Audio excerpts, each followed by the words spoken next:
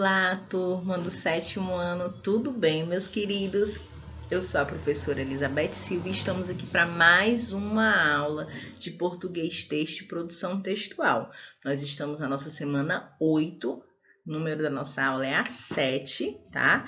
E hoje nós vamos estar revisando os conteúdos sobre notícia, o gênero textual notícia, textos argumentativos e também sobre cordel. Tudo fresquinho, né, que foi das nossas últimas aulas, e um material exclusivo para nossas avaliações que já vai começar. Então vamos lá, porque o tempo é curto e nós temos muito que ver. Vamos começar? Gênero textual notícia, né? A notícia de forma específica possui uma linguagem clara, precisa e objetiva, né? Uma vez que se trata de uma informação e por isso tudo que é relatado precisa estar bem claro de modo a fazer com que a mensagem seja transmitida de forma adequada. Que tal conhecermos agora um pouco mais sobre as partes que constituem, né, que consiste esse gênero? Vamos lá? Gente, a manchete ou título principal, né, costuma ser composto de frases pequenas e atrativas, tá? E revela a notícia principal, né, que será tratada em seguida. O título auxiliar, sua função é complementar o título principal e acrescentando-lhe apenas algumas informações a mais, tá? Também temos o lead, né? Esse termo deriva de uma palavra inglesa, layout, né? Nessa parte precisamos encontrar todas as informações necessárias para responder às seguintes perguntas: onde aconteceu o fato? Com quem? O que aconteceu? Quando? Como? Por quê? Qual foi o assunto? Ok? Já o corpo da notícia, gente, nela há um detalhamento maior dos fatos, de modo que a destacar os detalhes mais importantes, fundamentais à compreensão do interlocutor, beleza? Lembrando que a notícia é um gênero textual do ramo jornalístico, tá certo? Vamos assistir esse videozinho para a gente dar uma passagem pelo gênero notícia e os demais gêneros, rapidinho, tá?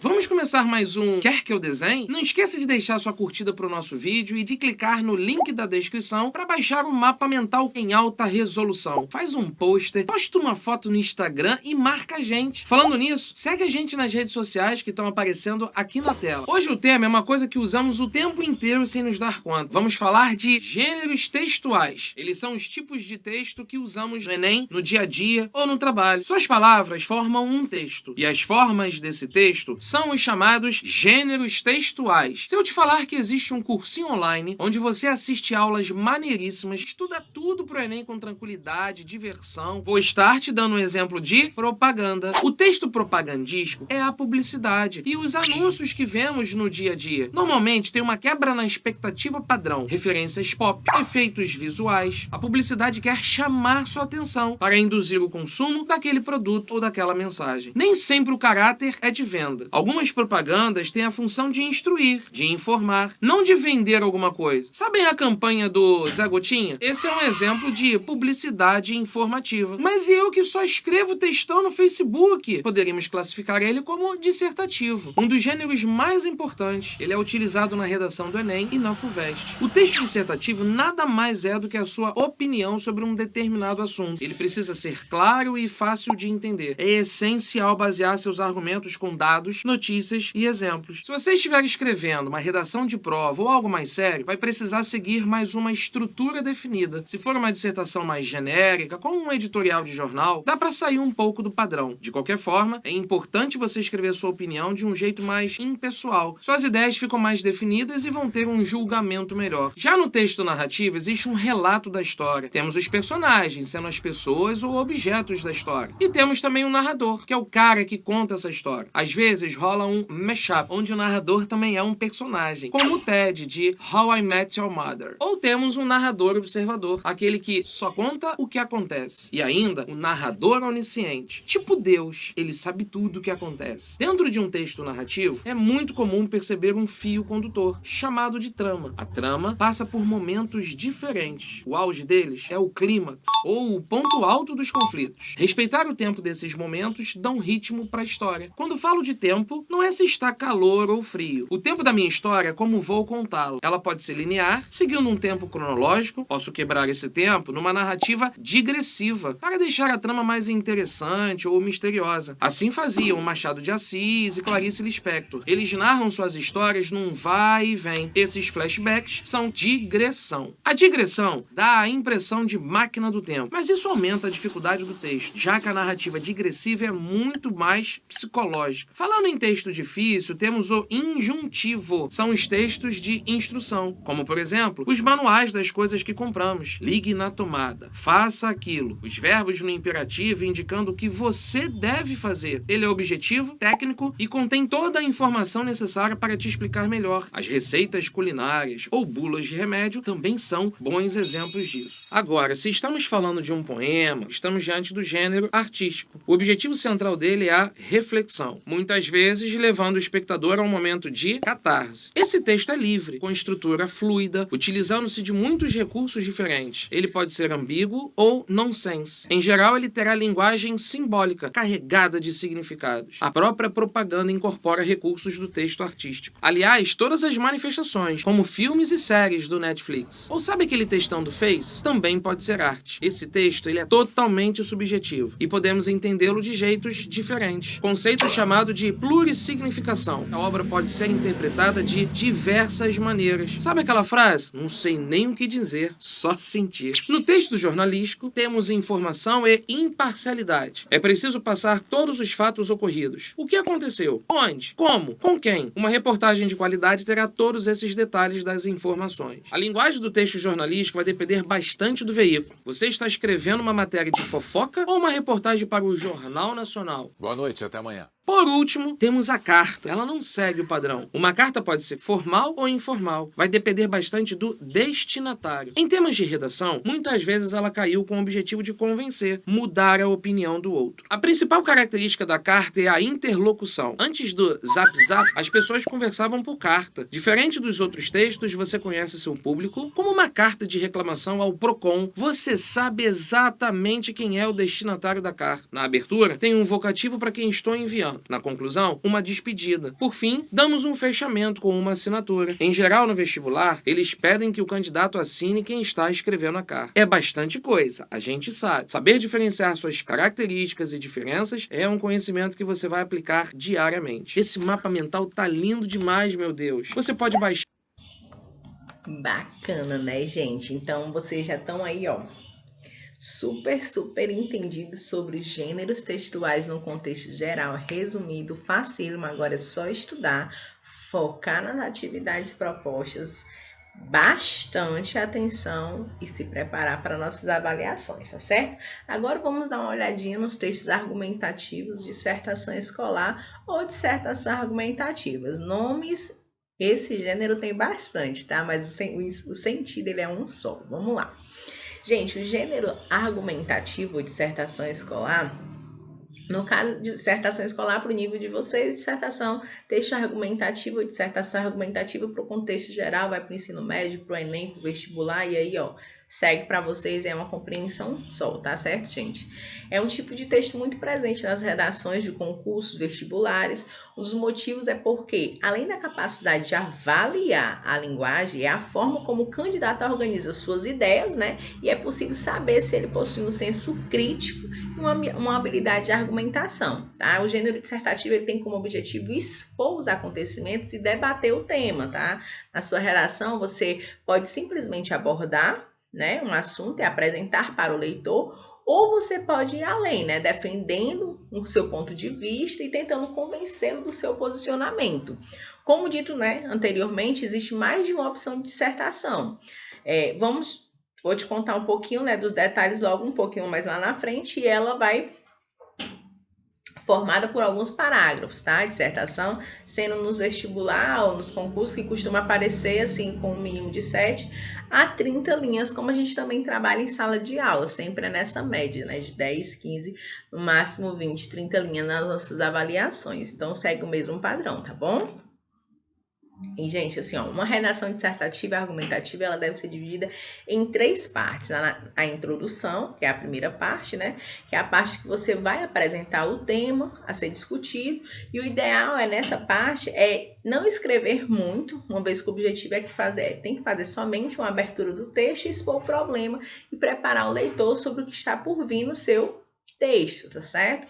A segunda parte é o desenvolvimento, que é a parte da redação em que será preciso trazer elementos que enriqueçam a discussão, né? Como argumentos, exemplos, dados estatísticos que comprovam a sua ideia, mas sempre de maneira muito clara, objetiva, coerente e coesa, tá? E a terceira parte é a conclusão, que é a parte do texto que você fará o desfecho, né? Que pode ser a partir de um resumo de ideias discutidas ou com apresentações de medidas a serem adotadas em relação ao tema, beleza? Show de bola, né? Então, assim, os tipos de dissertação que a gente tem 2, tá, gente? Tem a dissertação expositiva e tem a dissertação argumentativa. A expositiva, ela expõe uma questão na mídia, né? Jornais, revistas, que é de conhecimento das pessoas e, por isso, são fatos inquestionáveis sem necessidade de criticar, né? De criar um debate em cima disso, tá certo? O objetivo é sempre expor o texto para o leitor com o objetivo que ele reflita e encontre sua própria conclusão. Já a argumentativa, né, a dissertação argumentativa, nela você apresenta sua opinião sobre o tema e defende um ponto de vista a partir do seu argumento com os exemplos concretos. Né? E já no segundo caso aqui, né, na argumentativa, você vai tentar convencer o leitor de que sua conclusão faz mais sentido, tá? Quem estiver lendo o texto não precisa necessariamente concordar com o que você disse, mas tem que sair da leitura com a sensação de que tudo que você disse, né, está tudo muito bem fundamentado. Show, né? Como fazer uma dissertação argumentativa, gente? Para escrever um texto dissertativo argumentativo, você vai apresentar o tema e logo trazer seu ponto de vista sobre ele. Vejamos alguns passos que eu separei aqui para vocês. Primeiro, você vai informar o leitor qual é o tema da sua redação. Segundo, logo depois você vai definir qual o seu posicionamento e coloque-o ainda no primeiro parágrafo. 3, né? Durante o parágrafo de desenvolvimento, você vai defender o seu posicionamento diante desse tema, tá certo? Apresentando as razões para pensar dessa maneira. Quarto passo é apresentar os argumentos e aí é a hora de usar exemplos concretos para evidenciar as suas questões levantadas, tá? Quinto, você tem 2 opções para fazer a conclusão. Você pode apresentar a solução ao problema, chamado de proposta de intervenção, ou também pode estar reforçando o ponto de vista apresentado na introdução, que é a sua tese, dando força mais uma vez para o seu posicionamento. Gostou aí das dicas? Então, com essa você, tá afiadíssimo para realizar qualquer redação onde o tema é dissertação argumentativa, beleza? Então, vamos seguir, né?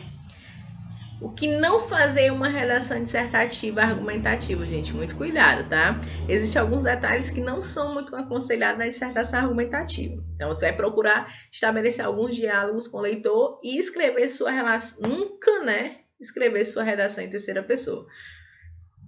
Apesar de ser um texto opinativo, né, não coloque o pronome eu na dissertação, sabe aquelas frases eu acho que, eu acredito que, entre muitas outras que, né, você vai ter que procurar evitar, tá certo? Então, assim, você tem que fazer sempre na terceira pessoa, tá? Existe uma diferença muito grande entre o artigo de opinião, né, que é quando o foco é a sua opinião, e a dissertação argumentativa, que o foco é a construção da linha de raciocínio e defesa daquele ponto de vista. Show? Beleza? Vamos lá. Vimos um pouquinho sobre a dissertação, vamos agora diretamente embarcar nessa do cordel, que vocês também já estão por dentro, mas eu não podia deixar de estar trazendo ele novamente, né? A gente sabe que a literatura de cordel ela é uma manifestação literária tradicional da cultura popular brasileira, principalmente a nossa aqui no Ceará, né? Mais precisamente no interior nordestino. Os locais onde ela tem grande destaque são estados de Pernambuco, Alagoas, Paraíba, Pará, Rio Grande do Norte, Ceará, que você também já sabe. E no Brasil, a literatura de cordel adquiriu força no século XIX, sobretudo entre 1930 e 1960. Muitos escritores foram influenciados por esse estilo, dos quais se destaca João Cabral de Melo, Mariano Sazuana, Guimarães Rosa, dentre outros, que também você conhece na nossa outra aula. Na nossa aula anterior, a gente falou bastante sobre esse tema, né? Então, aqui a origem do cordel de herança portuguesa. Essa manifestação artística foi introduzida por eles no país em fins do século XVIII. Na Europa ele começou a aparecer no século XVII, ou XII, desculpa, em outros países, tais como França, Espanha, Itália, popularizando assim como um renascimento, tá bom? Em sua origem, muitos poetas vendiam seus trabalhos nas feiras da cidade, todavia, com o passar do tempo e o advento do rádio e da televisão, suas popularidades foram decaindo, gente, mas ainda tem muitas pessoas que trabalham nesse ramo, que trabalham o cordel. É uma literatura riquíssima, e a gente também apresentou outros nomes os nomes mais conhecidos hoje no Brasil que ainda trabalha o cordel com muita riqueza. Quais são as principais características do cordel? Esse tipo de manifestação tem como principal característica a oralidade e a presença de elementos da cultura brasileira, né? Sua principal função social é de informar ao mesmo tempo que diverte os leitores com as suas rimas, né? E suas estrofes, muito divertido, isso muito bacana. E os repentes assim, são muito legais. Oposto à literatura tradicional, né? A literatura tradicional impressa nos livros, a literatura de cordel é uma tradição literária regional. Tá certo? De sua forma mais habitual de apresentação são os folhetos, pequenos livros com capas de xilografura que ficam pendurados em barbantes ou cordas, daí surge seu nome, cordel. A literatura de cordel é considerada um gênero literário, né? Geralmente feito em versos. Ela se afasta das cânones na medida em que incorpora uma linguagem e tema popular, e além disso, essa manifestação recorre a outros meios de divulgação e, em alguns casos, né, os próprios autores são os divulgadores de seus poemas. Em relação à linguagem e o conteúdo, a literatura de cordel tem como principal característica a linguagem coloquial, né, que é informal, o uso de humor, ironia e sarcasmo, temas diversos, folclore brasileiro, religioso, profanos, políticos, episódios históricos, realidade social e etc. Presenças de rimas, métricas e oralidade, ok? A literatura de cordel e o repente, muita gente confunde, né? Então, a literatura de cordel e o repente são duas manifestações populares de cultura totalmente distintas, embora sejam bem parecidas, cada um possui suas peculiaridades, tá? O repente feito pelo repentista é baseado na poesia falada e improvisada, geralmente acompanha-se de instrumentos musicais, tá?